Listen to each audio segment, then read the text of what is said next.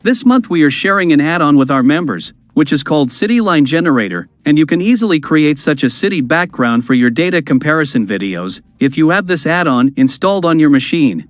So let us see how it works. In the Blender app, we have to first open Preferences from here. Then go to this Add-ons tab and click on Install.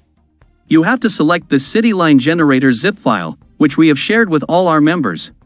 Once you install this add-on, enable it from here, and then close this Preferences window. Now under the Object menu, we'll see a new option called Create City Line. We will create a city line right here, but we don't need this cube. So let's delete it, and then go to the Object menu and select this option. It will create the outline of a city like this, and we can also customize its settings. We can change the length or the width. We can also increase the tower density to say 10, it will give us more towers. We can also change the tower size, which will change the thickness of each tower, not their height. The height can be changed using these two fields. So let's now see how to use this in a real comparison video like this. We will first add a city line using our add-on. We can then customize the settings in this operator box. Let's move the city line backward to place it far away, or we can directly type a value.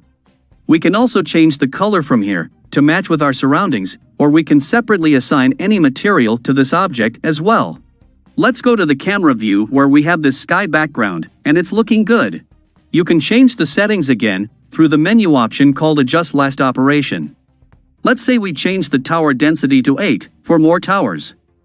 Now if we play it from the beginning, we can see how it looks in the real time.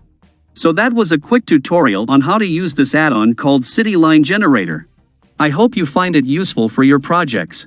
We are sharing this add-on for free with our valuable members, and if you are not yet a member of this channel, you can join us through the join button below.